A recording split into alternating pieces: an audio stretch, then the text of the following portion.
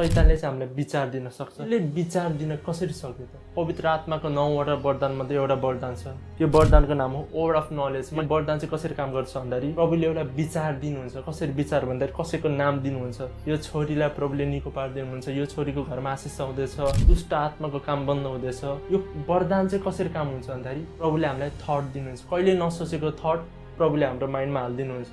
फल खानुभन्दा अगाडि शैतान कसरी सर्पको रूपमा आयो। शैतानले त्यति बेला विचार हाले हैन, के गर्यो? डाइरेक्ट आएर बोलेको छ। मैले अघि नै पवित्र आत्माको वरदान के भने वर्ड अफ नलेज। रुखको नाम के हो के थाहा? The tree of knowledge of good and evil. प्रभुले के भन्न थाल्नुभयो? आदम हब्बा शैतानले अहिले तँलाई विचार दिन सक्दैन। अहिले त प्राणमा के छस्? हेल्दी छस्, अनि मैले तँलाई आफ्नो स्वरूपमा बनाएको। तर जुन दिन तैँले त्यो खान्छस् त मर्छस्। कहाँ मर्छस्? यहाँ प्राणमा मर्छ। अनि knowledge of good and evil भनेको अहिले तेरो नलेज गुड मात्रै छ, तँलाई मैले मात्र थट दिन सक्छु। तर यो फल खाएपछि गुड तँलाई म पनि थट दिन सक्छु, इभिल शैतानले पनि तँलाई थट दिन सक्छ। फल खानुभन्दा अगाडि चाहिँ परमेश्वरले मात्रै मान्छेलाई विचार दिन सक्नुहुन्छ। रिसिभ हुन्छ, उनीहरूले खान्छ, खाएपछि के हुन्छ?